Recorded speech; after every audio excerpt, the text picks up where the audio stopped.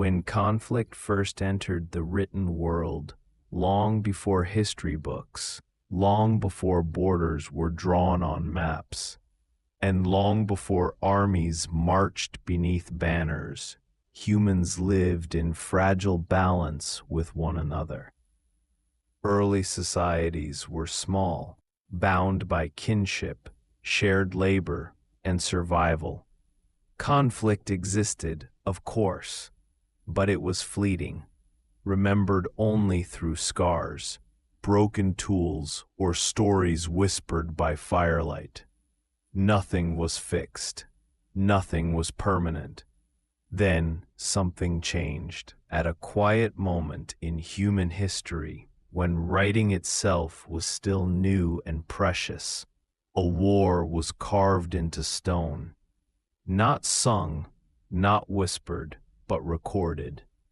For the first time, violence between organized societies was preserved beyond memory. Names were etched, victories were declared, enemies were defined. This moment did not simply mark the beginning of recorded warfare. It marked the moment when conflict became history. The world's first recorded war did not erupt from chaos, but from order. It grew between two structured city-states, each governed by laws, gods, and rulers who believed their claims were justified. This war was not random violence. It was organized, deliberate, and documented. It tells us not only how humans fought, but why they began to fight in ways that would shape civilization forever. This is the story of that first war, not told through legend, but through stone, not remembered by myth, but by writing. And it begins in the cradle of civilization itself. Section 1. The land between rivers and the birth of organized conflict. The first recorded war took place in ancient Mesopotamia, a land whose name means between the rivers. Nestled between the Tigris and Euphrates, this fertile region gave birth to agriculture, writing, law, and inevitably, organized conflict. By around 2600 BCE, Mesopotamia was no longer a scattering of villages. It was a network of powerful city-states, each surrounded by walls, ruled by kings, and protected by gods. Among these cities were Lagash and Umma, two neighbors whose rivalry would become the earliest war preserved in human history. At the heart of their conflict was something deceptively simple: land and water. In a world dependent on agriculture, control of irrigation channels meant survival. Fields fed populations, sustained armies, and supported temples. The boundary between Lagash and Umma ran through fertile territory, nourished by canals that both cities depended on. Over time, disputes over these resources intensified. What began as disagreements hardened into resentment. Resentment grew into hostility. Unlike earlier undocumented clashes, this conflict unfolded between societies capable of recording events. Scribes carved words into clay and stone. Rulers commissioned monuments to preserve their victories. For the first time, war was not just fought, it was remembered intentionally. The ruler of Lagash, Eannatum, emerged as the central figure in this conflict. He was not merely a warrior king, but a symbol of early state power. Under his leadership, Lagash framed the war not only as a political necessity, but as a divine mandate. According to inscriptions, The gods themselves favored Lagash and condemned Umma for violating sacred boundaries. This framing mattered deeply. War was no longer just about survival. It became a moral struggle. Victory meant divine approval. Defeat meant cosmic judgment. This concept would echo through thousands of years of human conflict. The most extraordinary artifact from this war is known as the Steel of the Vultures. Carved in limestone, it depicts soldiers marching in formation, enemies crushed beneath their feet, and vultures carrying the severed heads of the defeated. This is not symbolic violence. It is explicit, organized, and chillingly methodical. For the first time in human history, we see war as a state-controlled enterprise. Soldiers are uniform. Command is centralized. Violence is purposeful. The battlefield is not chaotic. It is disciplined. What makes this moment so significant is not simply the brutality, but the intention behind its documentation. Iannatum wanted future generations to know what happened. The steel served as a warning, a justification, and a declaration of power. It marked territory, asserted authority, and immortalized dominance. This war also reveals something deeply human, the desire to control narrative. Lagash's version of events portrays Umma as the aggressor, the oath-breaker, the violator of divine law. Whether this was entirely true no longer matters. What matters is that history was being shaped by those who had the power to write it. Here, at the dawn of recorded history, we already see patterns that will define warfare forever. Conflicts over resources, justification through religion, propaganda through monuments, the glorification of victory, the silencing of the defeated.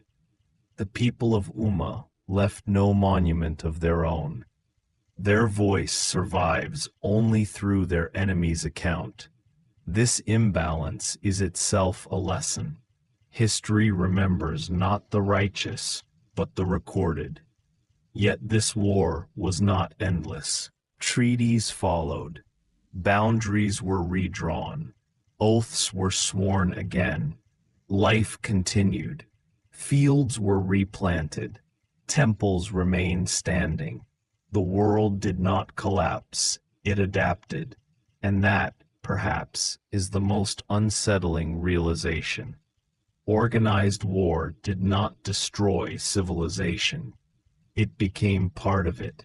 From this moment onward, conflict would walk beside progress. Writing would record not only trade and prayers, but bloodshed. Kings would measure greatness not just in harvests, but in victories. The war between Lagash and Umma did not merely happen in history. It created history. It taught humanity how to fight, how to remember fighting, and how to justify it. And once that door was opened, it could never be closed again. Section 2. The First Soldiers. How war was actually fought. When we imagine the first recorded war, it is tempting to picture chaos, angry crowds rushing at one another with crude weapons, driven by instinct rather than strategy. But the archaeological evidence tells a very different story. The war between Lagash and Umma reveals something far more unsettling. By the time war entered written history, it was already organized, disciplined, and deliberate. The soldiers of this early conflict were not random villagers pulled into violence on a whim. They were members of a structured society that understood hierarchy, command, and collective movement. The steel of the vultures shows ranks of soldiers standing shoulder to shoulder, holding identical weapons, protected by large rectangular shields. This image alone tells us that warfare had already evolved into something methodical. These soldiers were likely farmer warriors, men who worked the fields during planting and harvest seasons and trained for battle when conflict arose. Their loyalty was not to abstract ideals, but to their city, their ruler, and their gods. To fight was not simply to kill, it was to defend the divine order that governed their world. Weapons were simple but effective. The most common arms were spears, short swords, and maces, designed for close combat. Spears allowed soldiers to strike from behind shield walls, while maces, heavy, blunt instruments, were meant to crush bone through armor. There was little elegance in these tools. They were built for efficiency, not honor. Armor was minimal by modern standards, but represented advanced thinking for the time. Soldiers wore leather garments or thick textiles, sometimes reinforced with metal plates. Helmets, often made of copper or bronze, protected the skull, the most vulnerable part of the body. Shields were large and heavy, forming a defensive barrier when soldiers advanced together. This style of combat required discipline. A lone fighter was vulnerable, but a formation was powerful. Soldiers trained to move as one, to hold position, even when fear threatened to overwhelm them.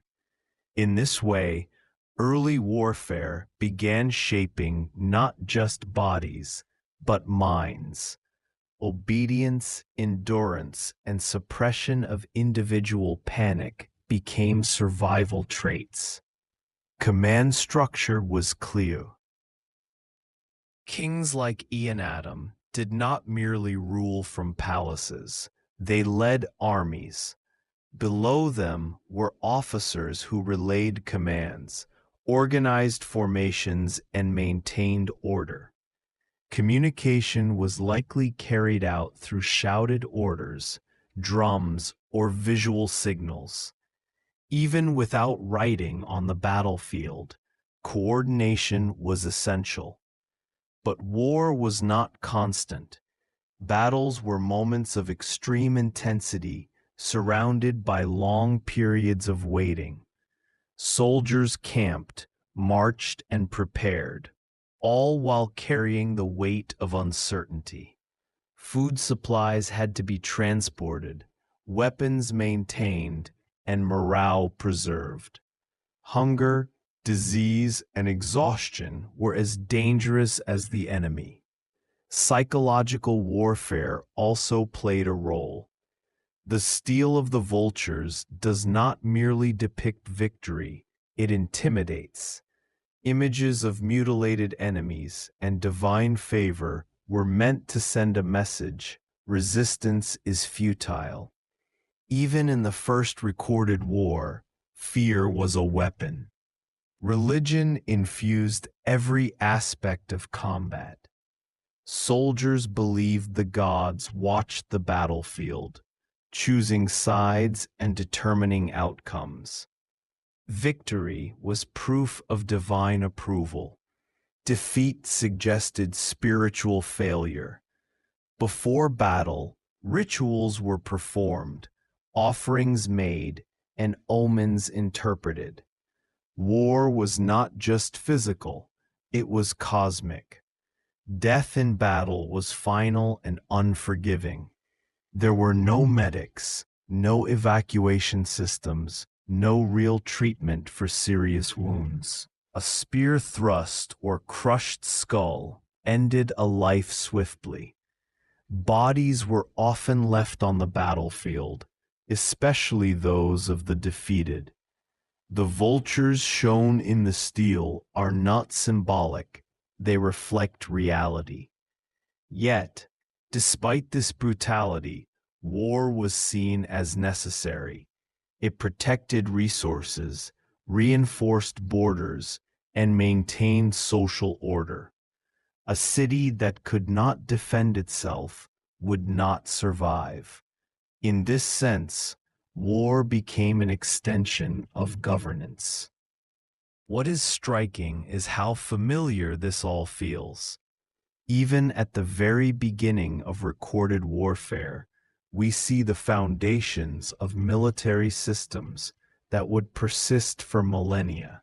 Uniforms, formations, command hierarchy, propaganda, religious justification, and psychological intimidation. The soldiers of Lagash and Umma were not primitive anomalies. They were the ancestors of every army that followed. They marched not just into battle, but into history. Section 3. Why the First War Began. Land, water, and the fear of survival. The first recorded war in human history did not begin with hatred, pride, or a desire for conquest. It began with something far more ordinary and far more dangerous: water. In ancient Mesopotamia, land itself was not enough. Survival depended on controlling rivers, canals, and irrigation systems. Without water, crops failed. Without crops, cities starved. And starvation, more than any ideology, has always been the most powerful force pushing humans toward violence. Lagash and Umma were neighboring city-states in a region where rainfall was scarce and unpredictable. Their prosperity relied on an intricate system of canals fed by the Tigris River. These canals did not simply water fields. They defined borders, power, and economic survival. Control of water was control of life. Between the two cities lay a fertile strip of land known as the Guedena, meaning the edge of the plain. It was not vast, but it was valuable. Whoever controlled it could feed more people, support more workers, and maintain a stronger army. Over time, this land became a point of constant tension. At first, disputes were likely resolved through negotiation. Early records suggest that treaties existed, boundaries were marked, and agreements were sworn before the gods. In one such treaty, Umma was allowed to use part of the land in exchange for grain payments to Lagash. On paper, peace existed. In reality, resentment grew. Umma struggled to meet its obligations. Grain shortages, poor harvests, or internal pressures may have made the payments difficult. At the same time, Lagash watched its neighbor benefit from land that it believed was rightfully its own. What began as an agreement slowly transformed into a source of bitterness. This is a crucial point. The first recorded war did not begin suddenly. It simmered. It grew quietly, nourished by small injustices, unmet promises, and fear of future scarcity. When Umma eventually stopped paying the agreed tribute, the balance collapsed. Lagash interpreted this not just as theft, but as defiance, an insult to both political authority and divine order. In a world where rulers governed by claiming the favor of gods, ignoring an agreement was more than a legal breach. It was sacrilege. Eonatum, the ruler of Lagash, framed the conflict as a righteous response. According to inscriptions, the god Ningirsu himself demanded action. This framing mattered. It transformed a territorial dispute into a sacred duty.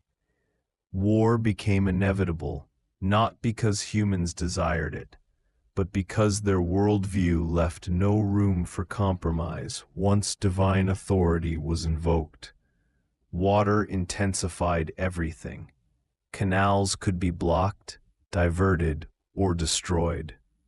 A single act of sabotage could ruin an entire growing season. Farmers depended on precise timing. Too much water drowned crops, too little killed them. When tensions rose, even rumors of interference could trigger panic. Imagine living in a city where your family's survival depends on water flowing through a narrow channel dug into dry earth. Now imagine hearing that a rival city might cut that flow. The fear would not be abstract. It would be immediate and personal. This fear likely spread through markets, workshops, and homes. Soldiers were not the only ones preparing for conflict. Farmers stockpiled grain. Families reinforced walls. Priests interpreted omens. The entire city entered a state of quiet anticipation. When war finally came, it was not seen as chaos. It was seen as resolution. A way to end uncertainty by force. The first recorded war shows us something uncomfortable. Violence often arises not from aggression, but from systems stretched too tightly to allow flexibility. Mesopotamian cities were marvels of organization, but that organization left little margin for failure.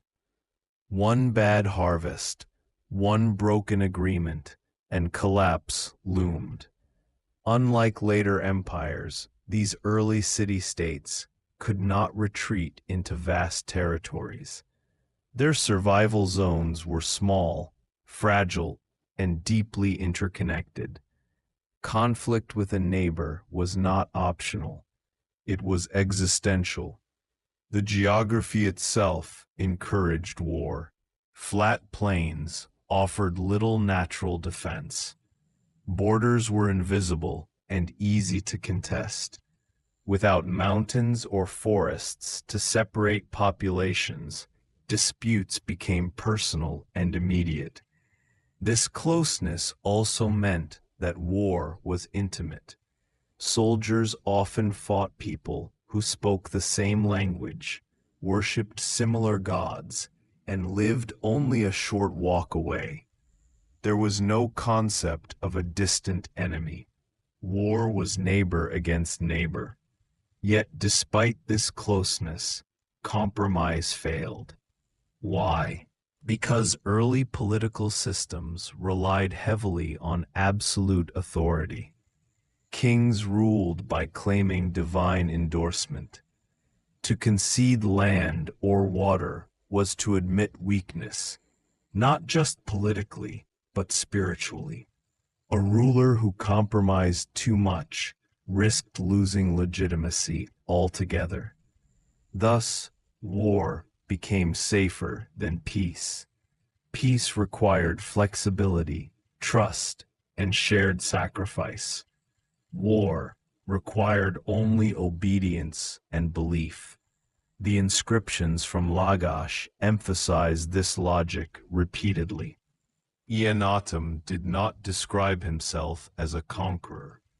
He described himself as an instrument. The war was not his choice. It was destiny, commanded by the gods. This narrative mattered because it justified the cost. War meant death. It meant fields left unattended, canals damaged, families grieving.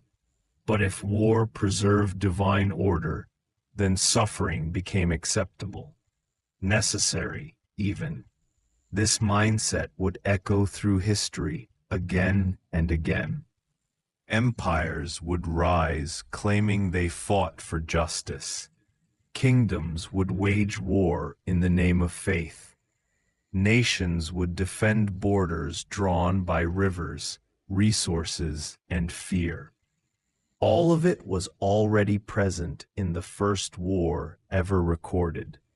The tragedy is not that war happened, but that it made sense. In a world balanced on water and grain, violence became a rational response to uncertainty. The first war was not a failure of humanity's morality. It was a failure of humanity's systems to allow peaceful change.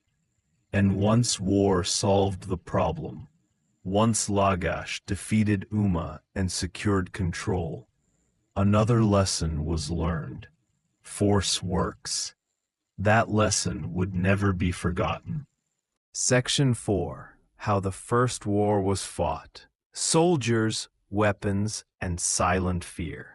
When we imagine the first war ever recorded, it is tempting to picture chaos, untrained crowds clashing wildly, driven by anger rather than strategy. The reality, however, was far more deliberate, structured, and unsettlingly calm. By the time Lagash and Umma went to war, violence was not an improvisation. It was organized. This alone tells us something crucial. War did not emerge suddenly. It evolved alongside administration, labor systems, and early forms of government. The same structures that built temples and canals also built armies. Soldiers in ancient Mesopotamia were not professional warriors in the modern sense, but they were not amateurs either. Most were farmers, laborers, and craftsmen who were periodically called to serve. Their daily work already trained their bodies, hauling stones, digging earth, carrying loads under the sun. Strength and endurance were part of life. When war came, the city redirected this labor toward violence. Weapons were simple but brutally effective. Spears with copper or bronze tips dominated the battlefield. Axes, daggers, and heavy clubs followed. Shields made of wood and leather offered limited protection, forcing soldiers to fight in close formation. This is where discipline mattered. The famous Still of the Vultures shows soldiers of Lagash standing shoulder to shoulder, spears forward, shields overlapping. This formation resembles an early phalanx, a wall of bodies moving as one. It required training, trust, and coordination. One man stepping out of line could break the formation. Fear had to be controlled. Fear, however, was everywhere. There were no distant battlefields. Armies marched only a few kilometers from home. Soldiers could sometimes see the outlines of familiar canals, temples, or fields as they advanced. The land they fought over was the land they had plowed. This closeness intensified the emotional weight of combat. Victory meant survival. Defeat meant watching your city starve. Before battle, rituals were performed. Priests consulted omens, examined animal entrails, observed the sky. These rituals were not superstition alone. They were psychological preparation. They reassured soldiers that the gods approved of what they were about to do. Belief was armor. Without belief, fear would have been overwhelming. Death in battle was brutal. There were no medical systems capable of treating serious wounds. A deep cut often meant infection and slow death. Soldiers knew this, yet they marched. Commanders like Ionadam did not fight alone. They led from the front, both symbolically and physically. Rulers were expected to demonstrate courage. Their presence reinforced the idea that the war was sacred, not merely political. When battle began, there was no dramatic signal, no horns announcing the charge. Engagements likely started with cautious movement, formations tightening, eyes locked on the opposing line. Silence, then impact, the sound of shields striking, spears hitting wood and flesh, bodies falling. Combat was intimate. Soldiers saw faces. They felt resistance. There was no distance to hide behind. This intimacy made killing harder but also more effective. Once formations broke, panic spread quickly. Fear moved faster than orders. The Still of the Vultures depicts defeated enemies trampled underfoot, bodies stripped and discarded. This was not exaggeration. Defeat meant humiliation as well as death. Captured enemies could be executed, enslaved, or left unburied, a fate deeply feared in Mesopotamian belief systems. Burial mattered.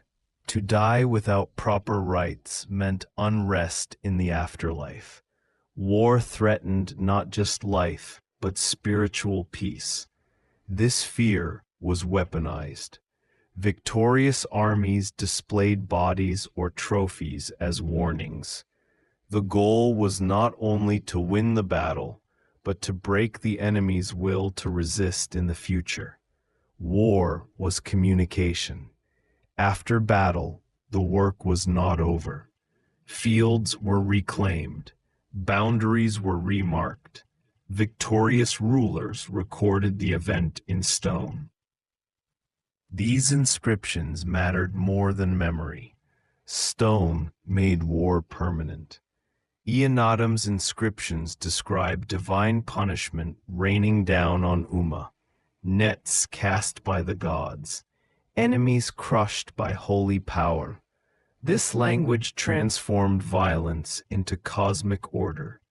By recording the war, Lagash ensured that future generations would inherit not just land, but a story where force was justified, necessary, and blessed.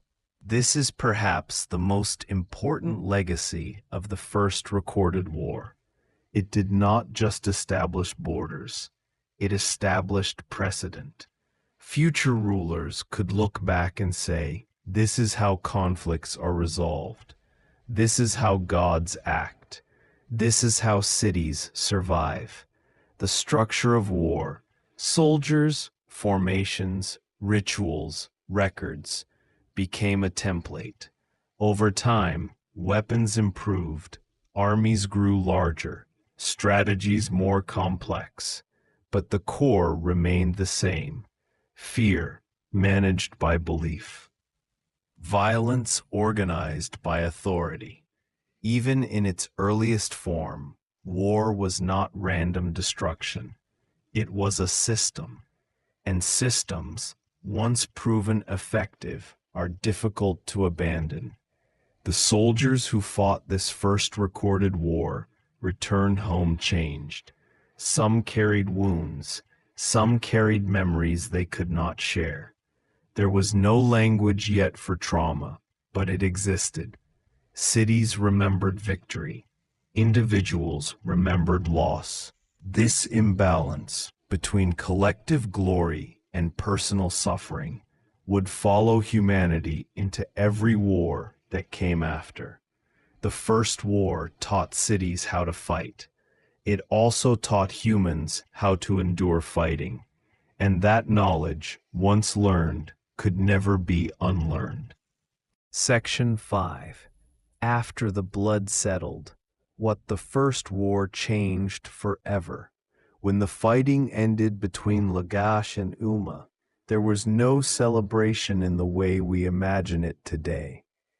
No cheering crowds, no victory parades, no songs sung in the streets. The end of the first recorded war was quieter, heavier, and far more complex. The battlefield fell silent first. Bodies lay where they had fallen. Some were retrieved by their own city. Others were left behind, exposed to the sun and scavenging animals. In the ancient Mesopotamian worldview, this mattered deeply. To be left unburied was not merely disrespect, it was a spiritual disaster. The dead were believed to wander restlessly, unable to reach the afterlife. This fear lingered long after the fighting stopped. War did not end when the last spear was lowered. It continued in the form of memory, ritual, and rebuilding. Cities had to make sense of what had happened. Violence on this scale demanded explanation. And so, the most powerful transformation occurred not on the battlefield, but in the mind. For the first time, humans were forced to confront an uncomfortable truth. Organized violence worked. Lagash had gained territory. Umma had lost land and power. The message was clear and terrifyingly simple. Force could reshape reality. This realization changed how cities governed themselves. After the war, boundaries were no longer just lines agreed upon by tradition or mutual understanding. They became sacred, guarded, enforced. Stones were placed, inscriptions carved, markers blessed by gods. Borders became permanent ideas. This was a new psychological shift. Land was no longer just shared earth. It was property worth killing for. This idea would echo throughout all of human history. But the changes went deeper. Rulers emerged stronger than before. Eannatum was no longer merely a king. He was a victor chosen by the gods. His authority expanded beyond administration into moral and cosmic legitimacy. War elevated leadership. From this point forward, successful rulers would be expected to defend, expand, and punish. Peace alone was no longer enough to prove strength. The ability to wage war became a qualification for power. This altered the structure of leadership permanently. Cities began preparing for future conflicts, even during times of peace. Weapons were stored, walls reinforced, soldiers trained intermittently. The idea of a standing defensive force began to take shape. War became a possibility that never left. Daily life changed subtly but significantly. Farmers returned to their fields, knowing that the land they worked had been fought over. Canals were repaired not only for irrigation, but for strategic importance. Roads mattered more. Communication mattered more. Even religion changed. Before the war, gods were primarily protectors of fertility, weather, and harvests. After the war, they became warriors. Divine violence entered mythology in a new way. Gods were now described as crushing enemies, casting nets, spilling blood. This language normalized war at a cosmic level. If the gods fought, humans could too. This was a crucial psychological justification. Without it, war would have been unbearable. The defeated city, Umma, underwent a different transformation. Loss brought humiliation. The defeated were forced to accept new boundaries, new rules, new power dynamics. Resentment simmered quietly. Injustice, real or perceived, became memory. This is how cycles of war begin. The first recorded war did not end conflict. It taught cities how to remember conflict. Memory became weaponized. Children grew up hearing stories of victory or defeat. These stories shaped identity. They created us and them. Pride and bitterness were inherited emotionally, even if borders shifted physically. This intergenerational memory ensured that war would not be an isolated event. For the first time, humanity crossed an invisible threshold. War became part of culture, not an accident, not a tragedy alone, but a tool. Writing played a central role in this shift. The inscriptions carved after the war did not describe suffering in detail. They focused on triumph, divine approval, and punishment of enemies. Pain was edited out. Complexity was simplified. This selective storytelling mattered. It taught future generations that war had winners and that winners were righteous. The silence surrounding loss is one of the most haunting aspects of early warfare. We do not hear the voices of grieving families, injured soldiers, or displaced farmers. Their suffering was not carved into stone. What survived was power. This imbalance would repeat itself throughout history. Wars would be remembered by dates, leaders, and outcomes, rarely by the quiet devastation left behind. The First War established this pattern. It also changed how humans thought about time. Before war, history was cyclical: seasons, floods, harvests. After war, time gained events. There was a before and an after. War became a marker in human memory. This shift allowed for the concept of progress, decline, revenge, and destiny.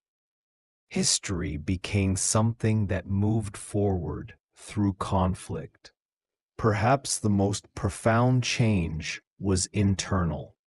Humans learned that they were capable of organized destruction on a scale previously unimagined. This knowledge brought fear, but also confidence. If we can destroy, we can control. This mindset would fuel empires.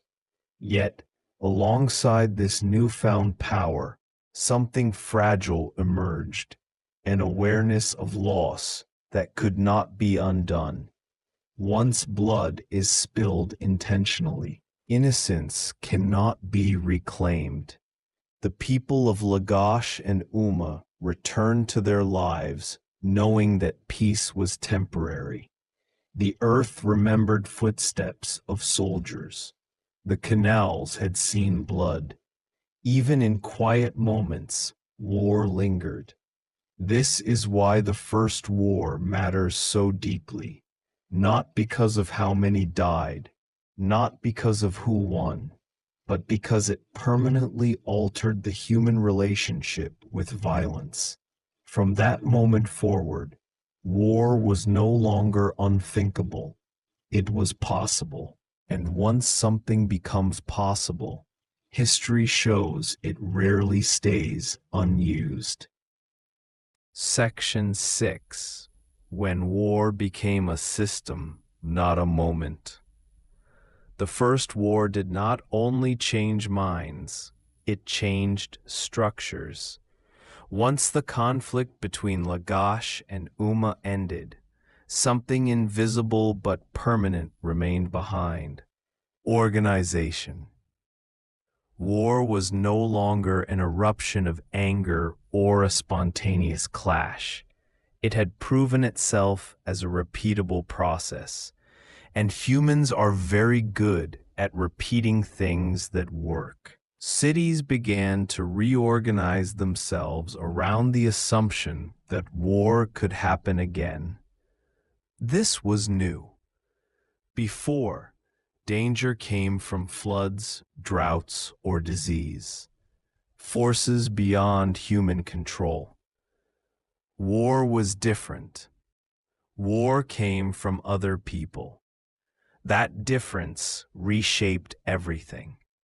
Storage systems expanded first. Grain was no longer only saved for famine, but also for soldiers. Feeding an army required planning, surplus, and logistics. This forced cities to improve accounting, measurement, and record keeping. In other words, bureaucracy grew because of war. Clay tablets that once tracked simple trade now recorded rations, troop numbers, and supplies. Administration became sharper, stricter, more hierarchical. Someone had to decide who received food and who did not. This is where inequality deepened. Those closest to power were protected. Those farthest away bore the risk. Military roles slowly separated from civilian life. Not fully, not yet, but noticeably. Certain men were expected to fight. Others were expected to build, harvest, or repair. Identity began to form around function. You were not just a person anymore. You were a role. Weapons production followed the same pattern. Spears, shields, and helmets required skilled labor. Metal work improved. Workshops expanded. Tools once used for farming were refined for killing. Technology stopped being neutral. Every improvement now carried the possibility of harm. Cities also began mapping space differently. High ground mattered more. Visibility mattered. Access points mattered. Walls were no longer symbolic. They were strategic. The city itself became a defensive machine. This altered architecture permanently. Narrow gates, thick walls, guarded entrances, even temples were placed with protection in mind. Sacred and military space blended together. Religion adapted again. Priests began blessing weapons, soldiers, and campaigns. War rituals became formalized. Omens were read not just for harvests, but for battles. The gods were consulted before violence, as if to soften its moral weight. This gave war a sense of inevitability. If the gods approved, who could object? But perhaps the most important change was how conflict was anticipated. For the first time, humans began imagining wars that had not yet happened. Planning replaced reaction. Scouts were sent beyond borders. Intelligence mattered. Rumors became tools. Information became power. Suspicion entered daily life. Neighbors were no longer just neighbors. They were potential enemies. Trust narrowed. Alliances became conditional. Peace treaties were written knowing they could be broken. This psychological shift was enormous. Fear was no longer abstract. It had a face, a name, a direction. Children grew up watching preparations they did not understand. They learned, without being told, that safety was fragile, that walls existed for a reason, that men left the city and sometimes did not return. Normal life absorbed war quietly. Even language changed. Words for destruction, domination, and victory became common. Metaphors of battle entered speech. Life itself began to be described as struggle, conquest, survival. This linguistic shift mattered. When language normalizes violence, thought follows. One of the most chilling developments was the acceptance of collateral damage. Fields destroyed, canals diverted, livestock taken, civilians displaced. These were no longer seen as tragedies. They were tactics. War taught humans to think in terms of sacrifice without consent. And once that logic exists, it spreads. The defeated city did not simply recover. It adapted, it hardened, it learned. Loss became instruction. This ensured that the next war would be more efficient, and it was. Though centuries would pass, the template was set. Future wars would follow the same structure: justification, preparation, execution, remembrance. The first war became the blueprint. What makes this moment haunting is how ordinary it eventually felt. There was no moment where humans collectively paused and said, "This is too much." Instead, war slid quietly into daily reality. People adapted because they had to, and adaptation is not the same as acceptance, but it leads there. By the end of this transformation, something irreversible had occurred. War was no longer an exception to human behavior. It was a system supported by administration, belief, architecture, technology, and memory. And systems, once built, are very hard to dismantle. Section 7: The Soldiers, the Strategy, and the Human Cost. With the evolution of war from a spontaneous clash to an organized system, the human element became even more pronounced. The first recorded battle between Lagash and Umma wasn't simply about who wielded the stronger spear or who shouted the loudest. It was about the preparation, discipline, and psychological endurance of the soldiers themselves, elements that would define combat for millennia. These early fighters were not professional soldiers in the way we think of them today.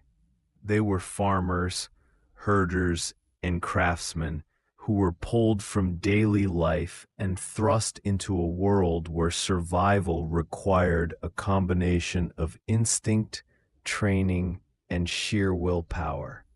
Their homes, their families, and the routines they had relied on for years were suddenly subordinate to the needs of a city that demanded protection and dominance. This transformation from civilian to combatant was abrupt and total. A man who once tilled fields or tended livestock had to learn to march in formation, respond to signals, and cooperate in ways that emphasized group cohesion over individual desire.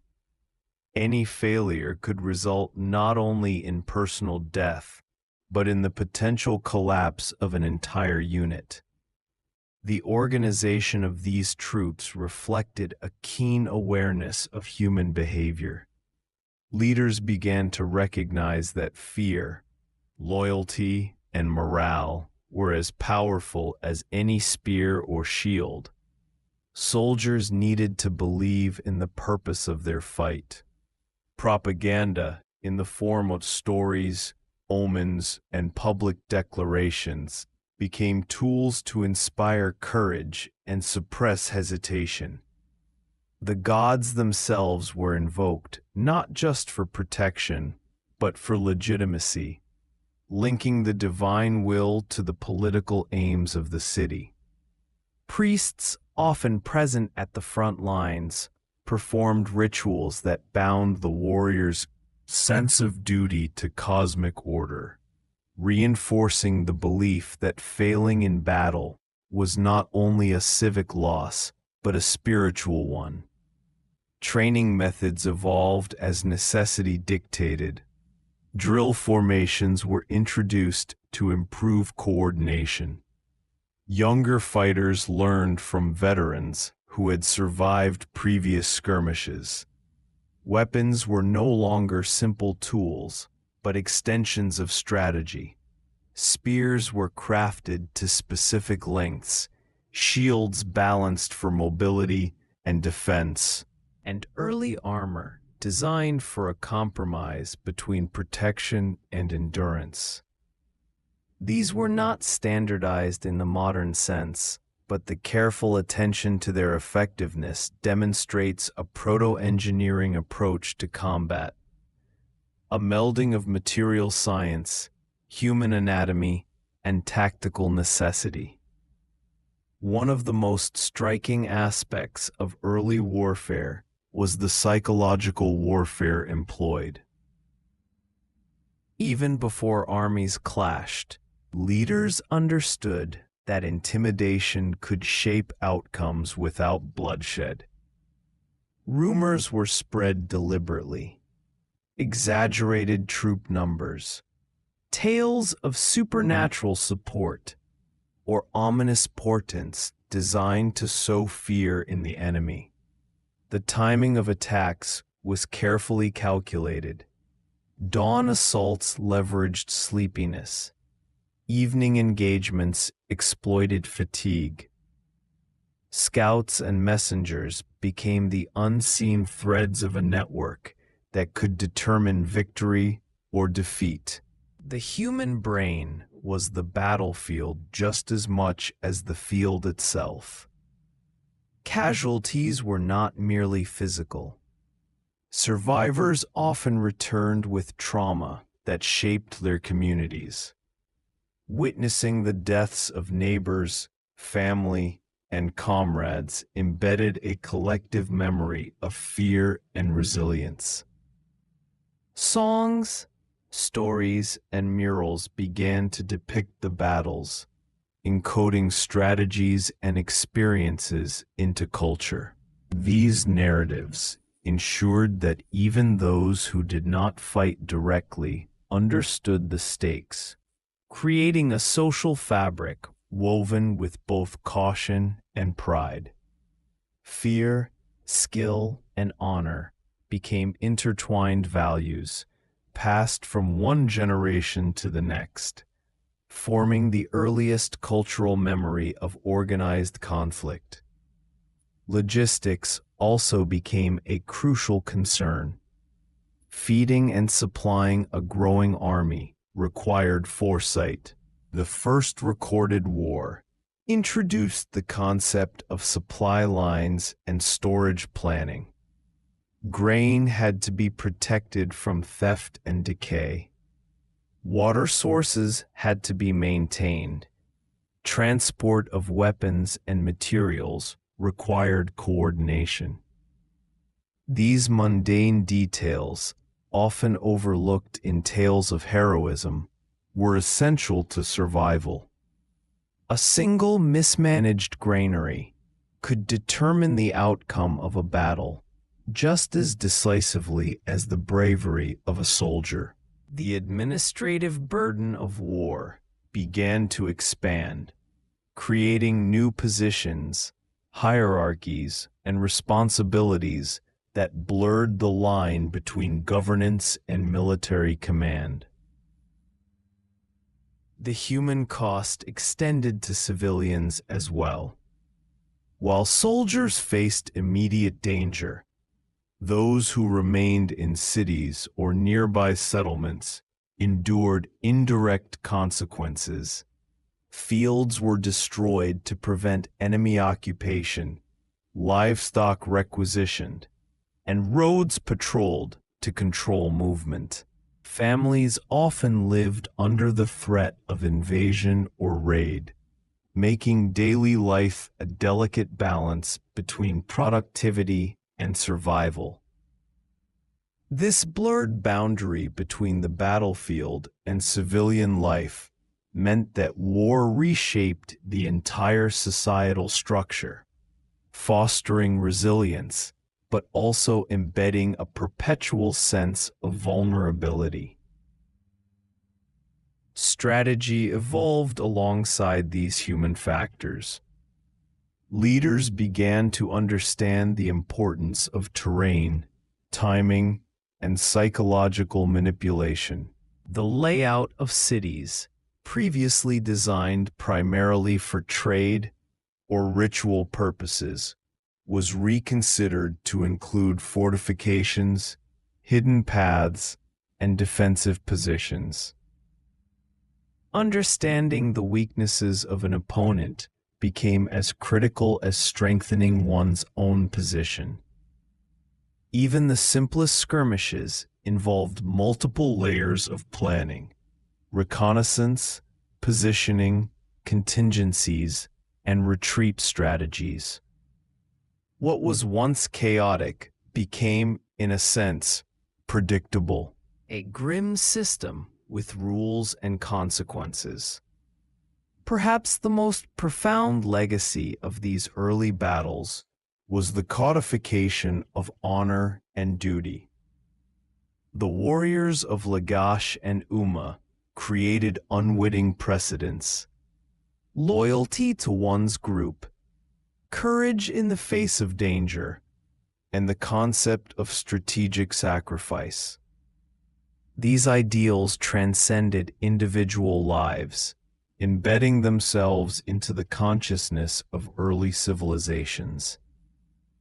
Later generations would recall these principles, codifying them into laws, traditions, and education, the invisible scaffolding for societies that still understood war as both a necessity and a moral trial. Finally, the section closes on reflection. The First War was not only about land or power. It was about humanity itself, revealing the lengths to which people would go to protect, dominate, and survive. Soldiers carried not only weapons, but the weight of their community's expectations, fears, and dreams. Every spear thrust, shield raised, and maneuver executed was a reflection of human ingenuity and human cost intertwined. From these early battles arose lessons about strategy, leadership, psychology, and societal organization that echoed across millennia, demonstrating that the human dimension of warfare, courage, fear, adaptation, and memory, would always be as critical as any technological advancement. Section 8. The Aftermath: How the First War Shaped Societies. The conclusion of the first recorded war between Lagash and Umma did not simply mark the end of hostilities, it opened an entirely new chapter in human civilization, demonstrating that warfare was more than a series of battles. It was a catalyst for social, political, and technological transformation. While the clashing armies eventually disbanded and the surviving soldiers returned to their villages, the consequences of the conflict rippled through the societies involved, influencing governance, culture, economy, and even the very perception of human mortality. One of the immediate and most profound impacts was on political organization. Cities like Lagash realized that defense and offense could not rely solely on ad hoc mobilization. The necessity of coordinating large groups of people, managing supplies, and maintaining morale during prolonged conflicts revealed the limitations of informal leadership. From this awareness emerged more structured hierarchies, councils of elders, military leaders, and administrators who could plan campaigns and enforce strategies became essential. Decision-making, once perhaps communal or dictated by ritual, now required efficiency and foresight. The First War had demonstrated that survival often depended not on individual valor alone, but on collective coordination, strategic thinking, and the ability to delegate authority effectively. The war also drove innovations in technology and infrastructure. Though we often imagine early armies wielding rudimentary weapons, the reality was that necessity accelerated experimentation. Weapons had to be more reliable, durable, and effective. Shields were reinforced, spears sharpened and balanced for optimal use, and early forms of armor were tested in real combat conditions. Some settlements began storing surplus materials, experimenting with metalworking techniques, and even developing rudimentary siege tools. Roads and paths were cleared and maintained, both to facilitate troop movement and to ensure that supply lines remained intact. These practical improvements in infrastructure and technology were not isolated. They served daily life and commerce as well, highlighting how war indirectly advanced the material development of early societies. Beyond logistics and technology, the First War profoundly affected the psychological and cultural fabric of these communities.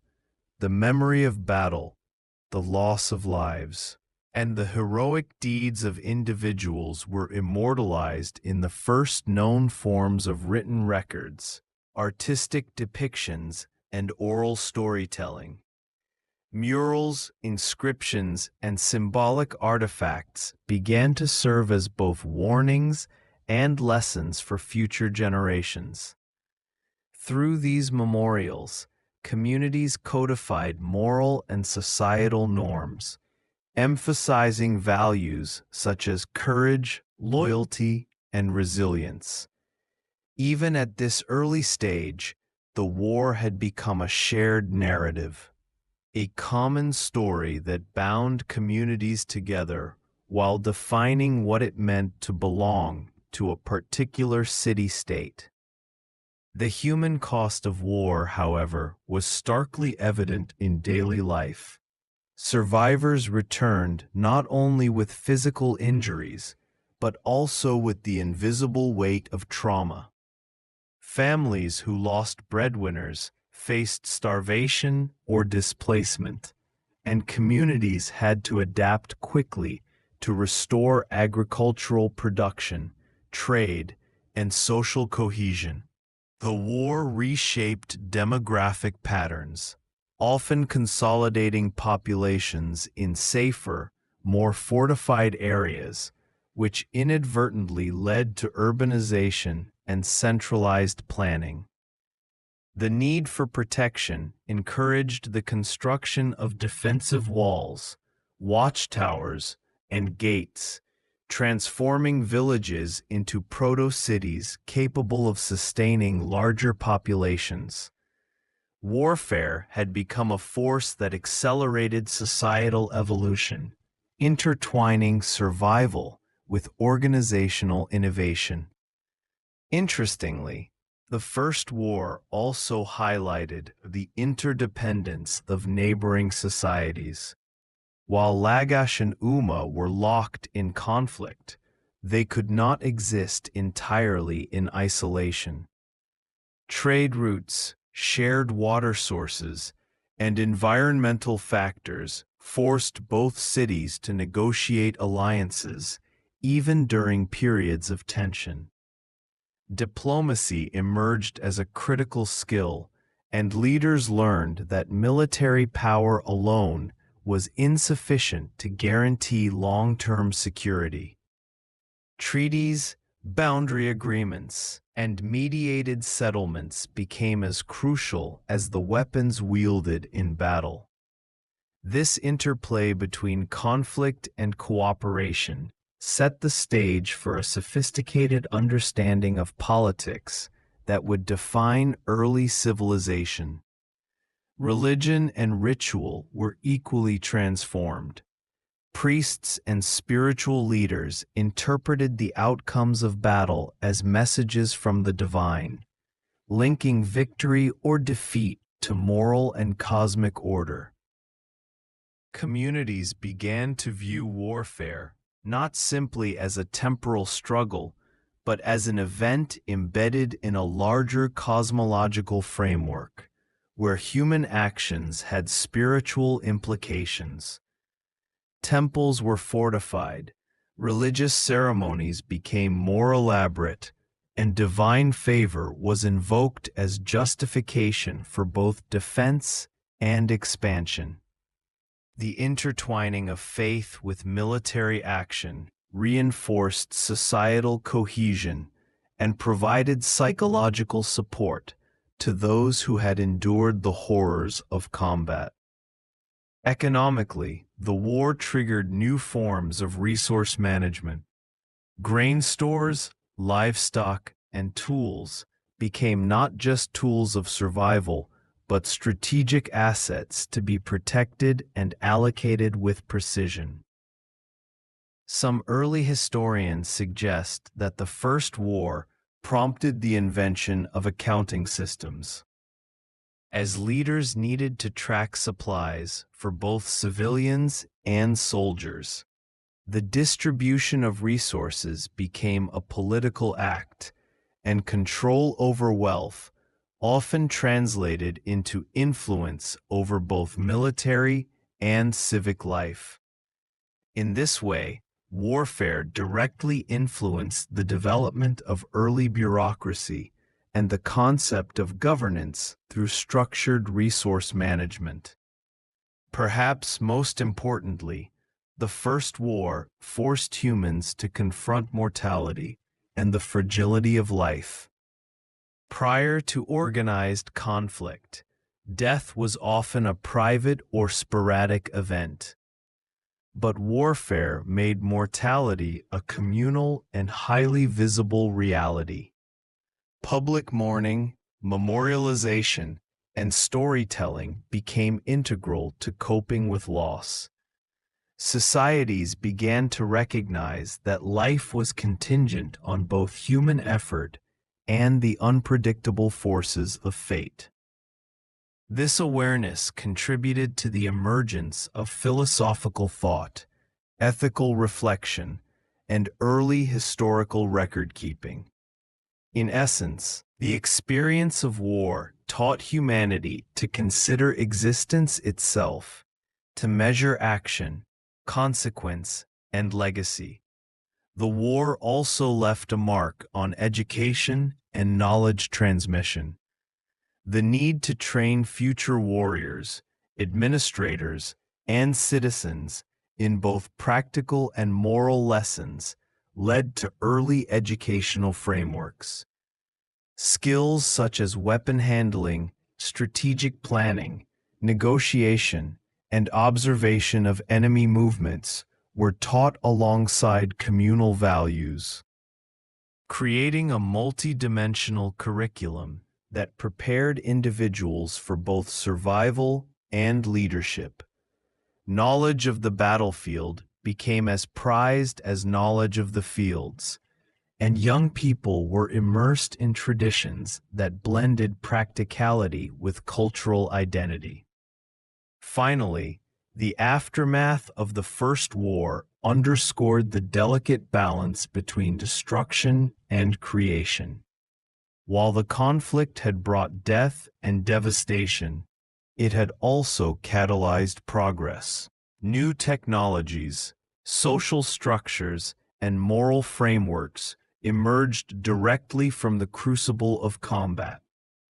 Communities learned that survival required adaptability, cooperation, and foresight. The first recorded war was not merely an episode of violence. It was a turning point in the human story, demonstrating that even the most devastating experiences could forge stronger, more complex societies. In conclusion, the First War left an indelible imprint on the trajectory of human civilization.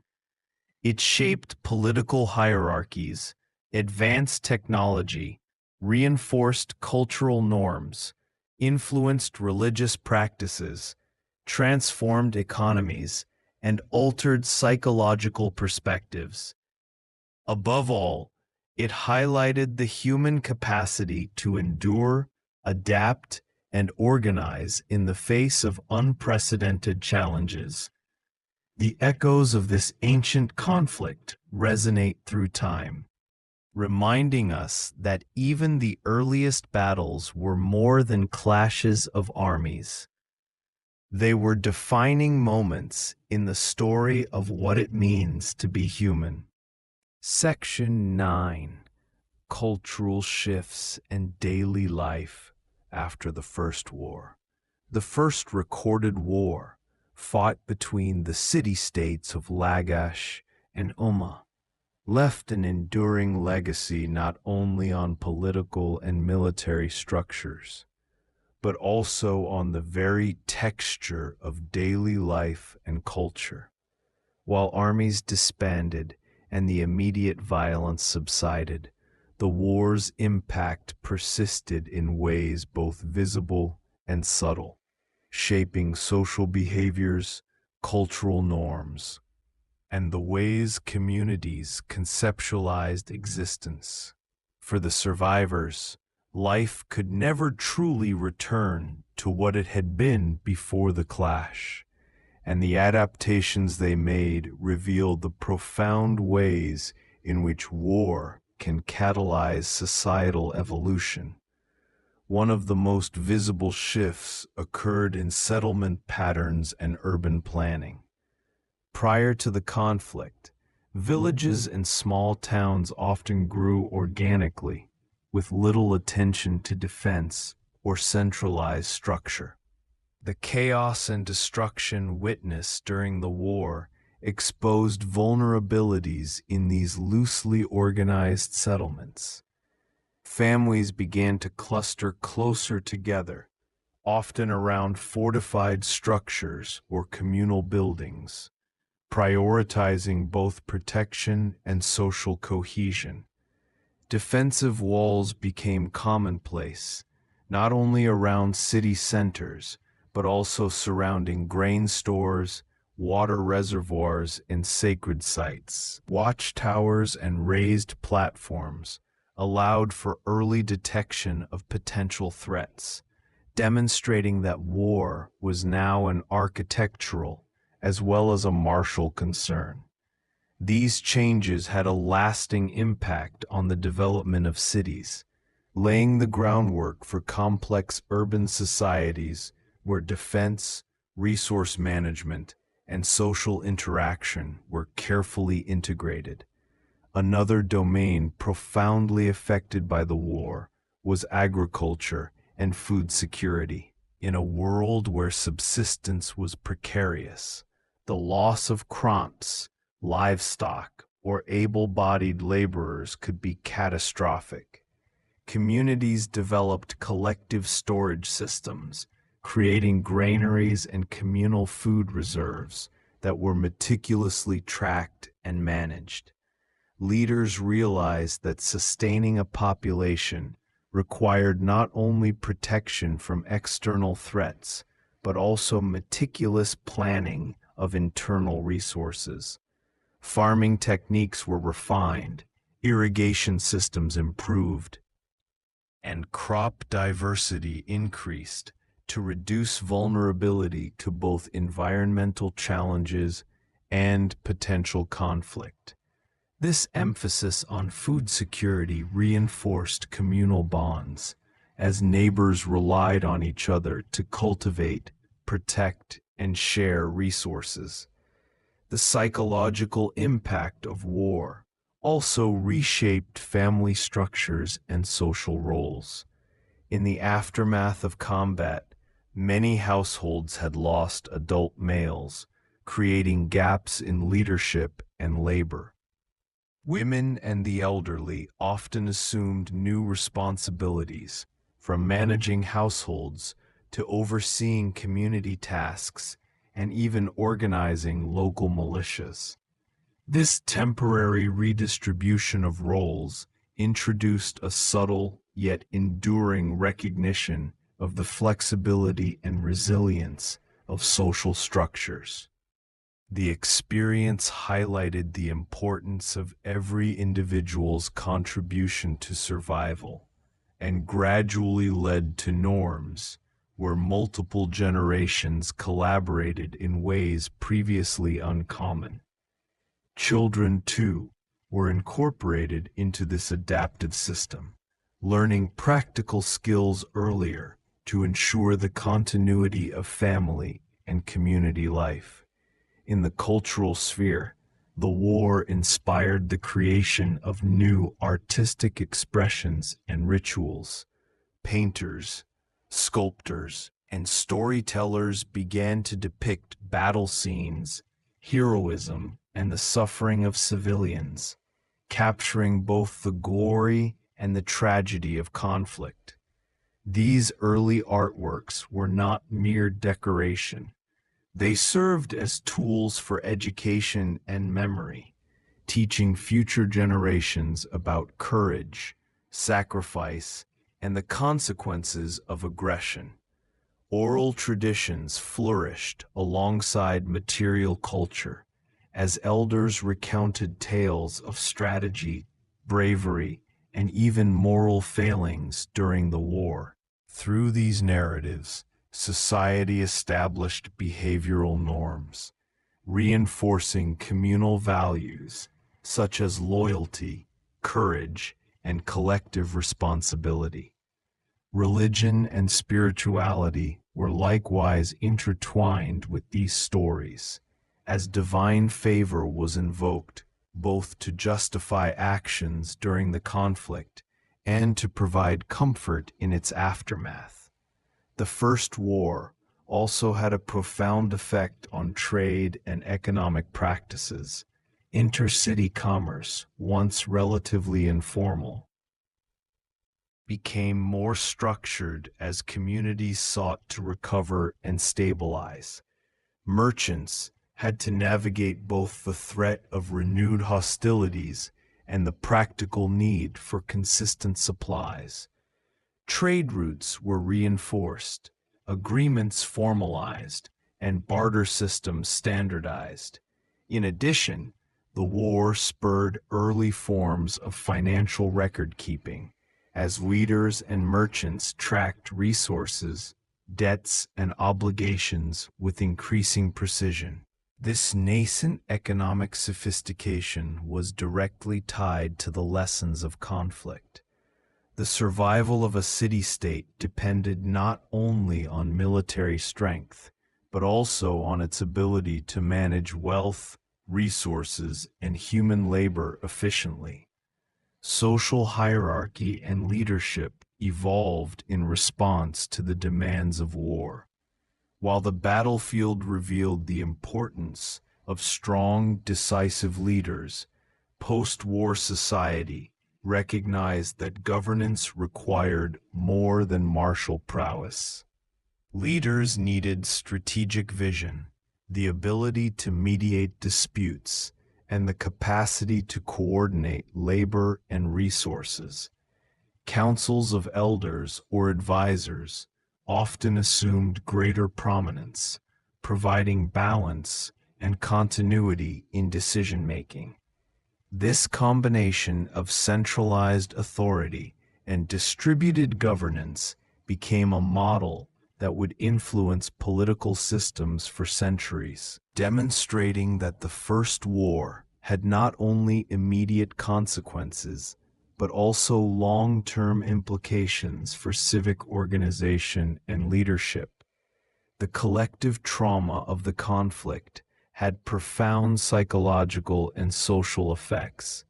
Survivors had witnessed loss, destruction, and death on an unprecedented scale, forcing communities to grapple with grief, fear, and existential reflection. Mourning rituals became more formalized, often incorporating both public commemoration and private reflection.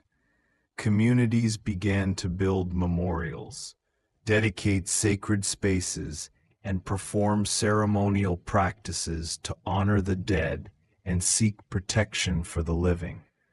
These rituals were not only a coping mechanism, but also a means of strengthening social cohesion, binding survivors together through shared experience and collective memory. Interestingly, the war also encouraged the development of early scientific observation and knowledge recording.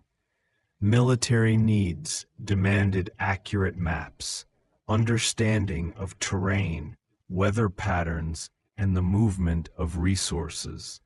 Leaders and scribes meticulously documented these observations, creating records that extended beyond immediate strategic use.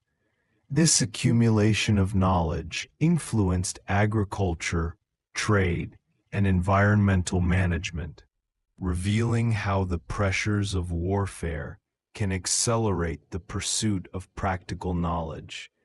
In essence, the First War acted as a catalyst for systematic observation, laying the groundwork for early forms of empirical reasoning that would shape human understanding in centuries to come.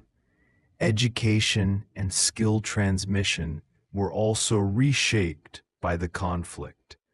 Young members of the community learned lessons not only in practical skills, such as farming, crafting, and combat, but also in ethics, leadership, and communal responsibility. Storytelling became a medium for both entertainment and instruction, blending moral lessons with practical guidance. As a result, even the youngest members of society were integrated into a system that emphasized preparedness, resilience, and adaptability. The war had transformed learning from a purely survival-based endeavor into a comprehensive cultural experience, encompassing both technical proficiency and moral education. In the broader sense, the First War influenced how communities conceptualized time, history, and progress. Events were recorded, remembered, and interpreted not merely as isolated incidents, but as part of an ongoing narrative connecting past, present, and future.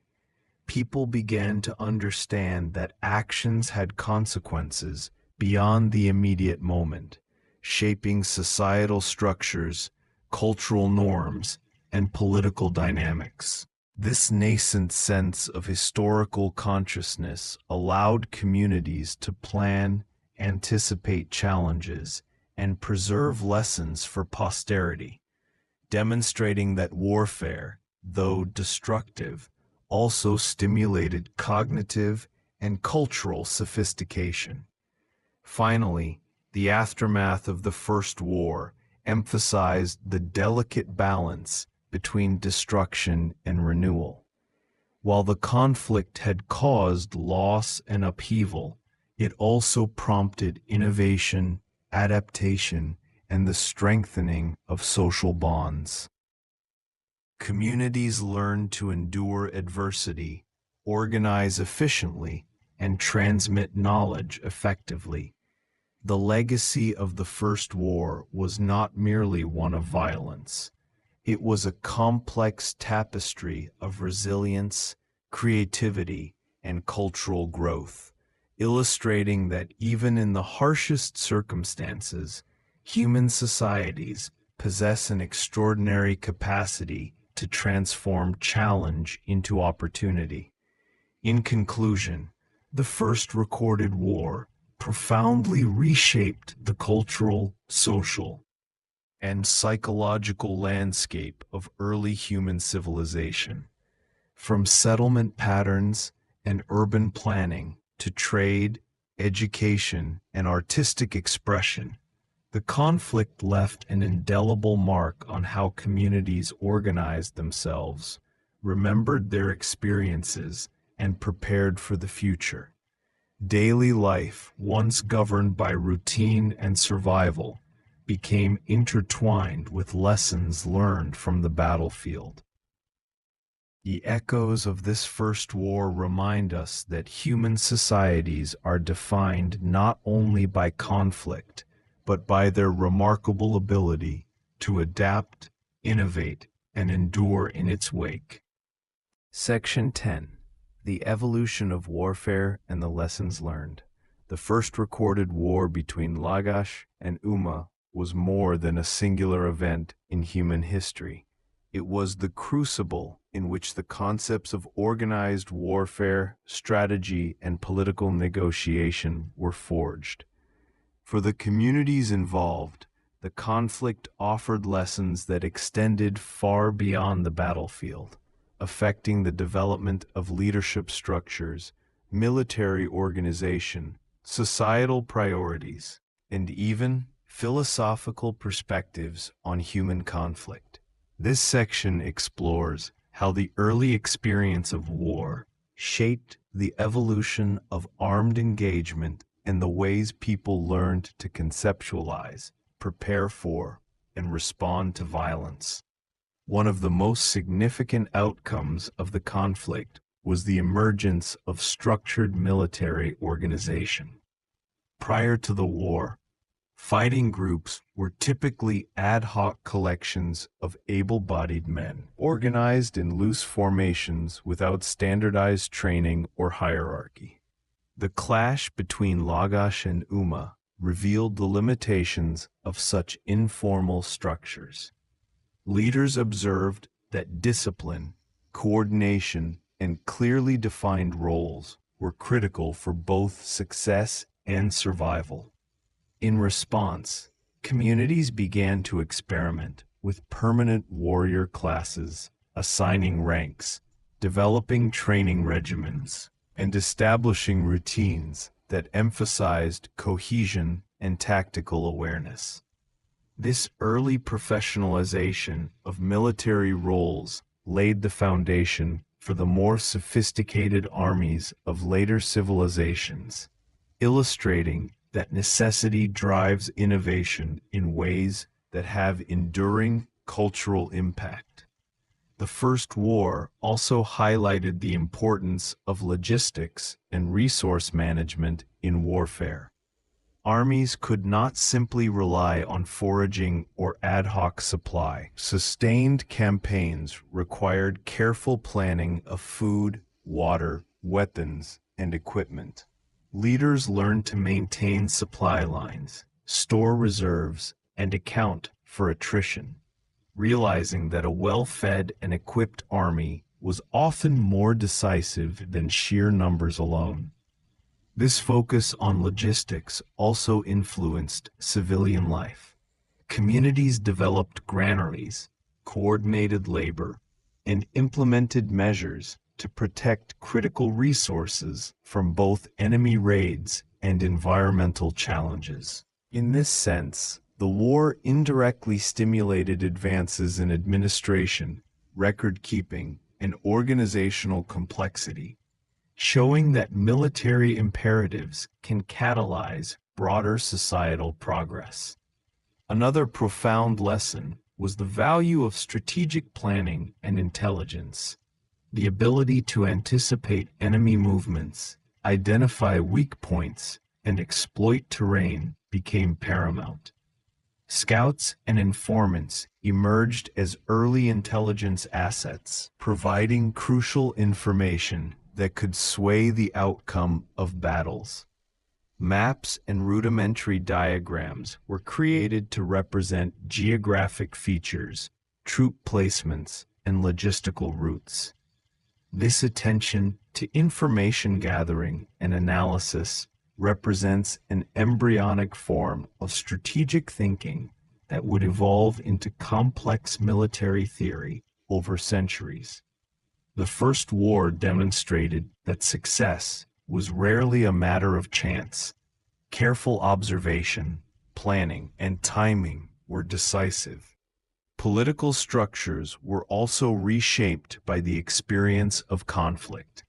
Leaders realized that war was not solely a military endeavor, but a multi-dimensional process involving diplomacy, alliances, negotiation, and post-conflict governance. Treaties and peace agreements, often documented on clay tablets or inscribed monuments, established boundaries, regulated resource access, and mediated disputes. These agreements were among the first recorded examples of formalized international diplomacy, illustrating that human societies quickly recognize the necessity of balancing military action with negotiation.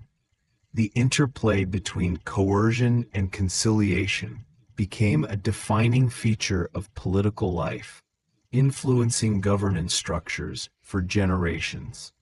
The psychological impact of war was equally significant. Combatants and civilians alike experienced fear, trauma, and uncertainty, prompting the development of rituals, taboos, and belief systems designed to cope with mortality and unpredictability.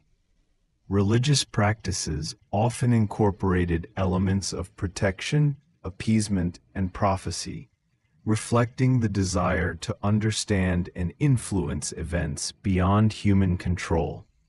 Leaders invoked divine favor to legitimize decisions, inspire troops, and enforce social cohesion.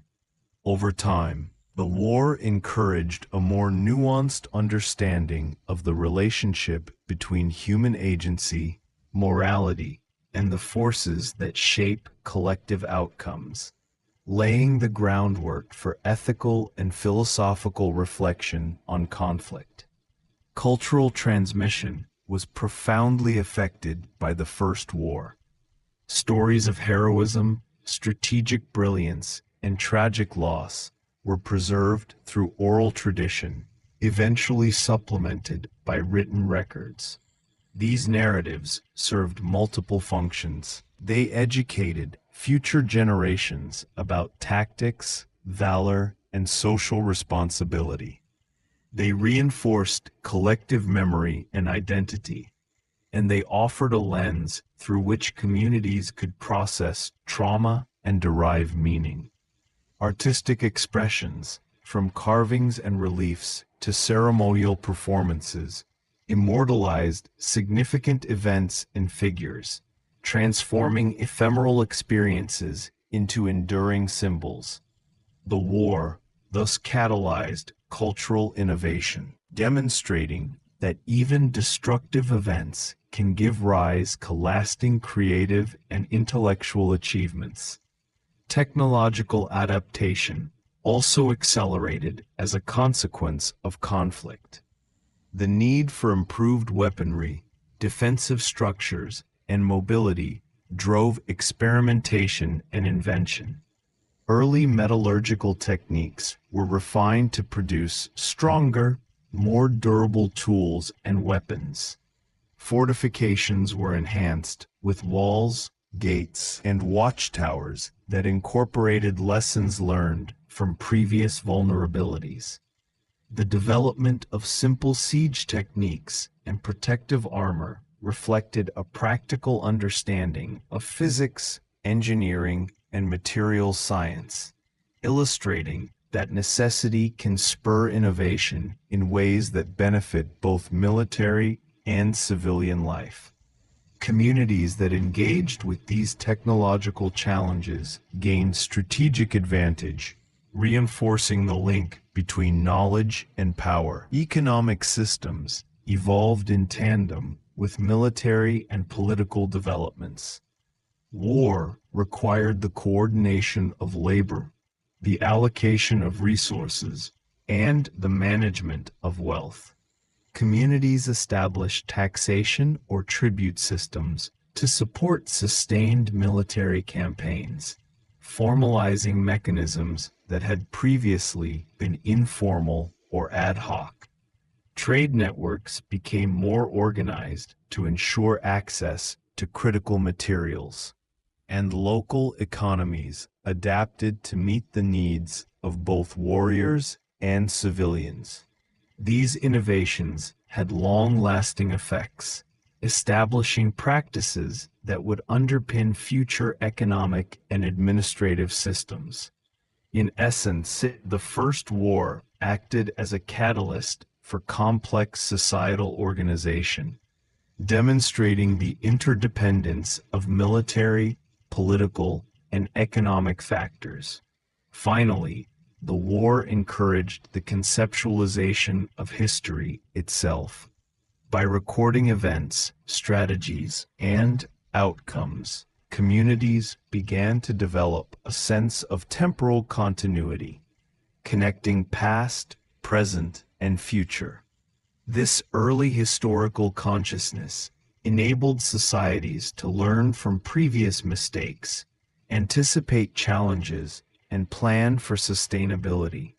Leaders, scribes, and storytellers collectively contributed to a growing repository of knowledge, ensuring that lessons from the battlefield could be applied to governance, resource management, and cultural development.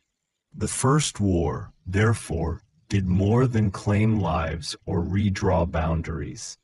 It shaped the very way humans understood time, causality, and collective experience. In conclusion, the first recorded war was not merely an isolated military engagement. It was a transformative event that influenced multiple dimensions of human life, from military organization and logistics to governance, culture, and historical consciousness. The conflict reshaped the way societies thought, planned, and acted. The lessons learned from this war extended far beyond the battlefield, informing the evolution of human civilization in ways that resonate even today. By studying this formative conflict, we gain insight into the complex interplay between violence, innovation, and social development, recognizing that even the most destructive events can leave a lasting imprint on the trajectory of humanity. Section 11. The Legacy of the First War and its Impact on Civilization. The first recorded war between Lagash and Umma was not merely a clash of armies. It marked a turning point in the evolution of human societies.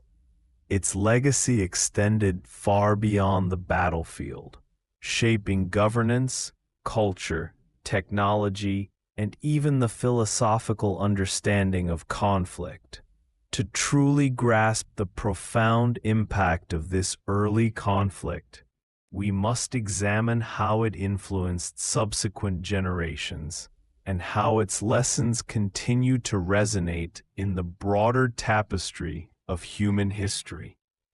One of the most lasting legacies of this conflict was the institutionalization of political authority. Leaders recognized that effective governance required not only charisma and personal prowess, but also the capacity to organize, administer, and protect their communities systematically. The need to mobilize resources, coordinate armies, and negotiate with neighboring polities led to the establishment of formal hierarchies, legal codes, and bureaucratic structures. These early administrative innovations were essential in maintaining social cohesion during and after periods of conflict, and they served as blueprints for future civilizations. In this way, war acted as a catalyst for the evolution of governance, transforming loosely organized communities into structured societies capable of sustaining long-term stability. The conflict also underscored the importance of urban planning and defensive architecture. The experiences of the battlefield revealed vulnerabilities in settlements, prompting communities to rethink the design and fortification of their cities. Walls, gates, watchtowers, and strategically planned streets emerged not only as defensive measures, but also as symbols of authority and civic pride. The lessons learned from protecting population centers informed the construction of future cities, shaping the trajectory of urban development across Mesopotamia and beyond. As a result, war indirectly fostered innovations in engineering, architecture, and community organization, demonstrating how adversity can drive ingenuity. Cultural memory and identity were profoundly influenced by the First War. The collective experiences of conflict, loss, and triumph became integral to the narratives that communities told about themselves. Oral histories, artistic depictions, and early written records preserved the exploits of leaders and soldiers, the strategies employed, and the outcomes of key battles. These narratives served multiple functions. They educated future generations, reinforced social norms, and provided a framework for interpreting events and making decisions. The war thus played a pivotal role in the emergence of historical consciousness, encouraging societies to reflect on their past, learn from it, and envision their place in a larger continuum. The First War also accelerated technological innovation, particularly in areas related to weaponry, transportation, and communication. Communities sought to gain advantages on the battlefield, experimenting with new materials, tools, and methods of combat. Improved weapons, including more durable spears, axes, and defensive shields, were developed, alongside strategies to optimize their effectiveness. The construction of fortified structures and the strategic use of terrain demonstrated an early understanding of engineering principles. Additionally, the war highlighted the importance of communication, both for coordinating troops and for relaying information across distances. Signal systems, messengers, and simple cartographic representations emerged as vital tools, laying the groundwork for future innovations in information management and military technology. Economically, the war underscored the interdependence of resource management, labor, and trade. Armies required food, tools, and materials, necessitating more sophisticated systems of production and distribution. Communities began to specialize in certain crafts or agricultural products, exchanging goods and services with neighboring regions to meet the demands of both civilian and military needs. This specialization and trade not only supported wartime efforts, but also contributed to the development of complex economies, highlighting the broader societal impact of conflict. The war thus became a driving force behind the emergence of economic systems capable of sustaining large populations and organized polities. The psychological and social dimensions of the First War were equally significant. Exposure to conflict fostered the development of rituals, religious practices, and ethical frameworks designed to interpret, manage, and mitigate human suffering. Leaders invoked divine favor to legitimize decisions and inspire morale, while communities developed taboos, ceremonies, and moral codes that reinforced social cohesion. These practices reflected a growing awareness of the human capacity for both violence and cooperation, as well as the need to balance fear, courage, and moral responsibility.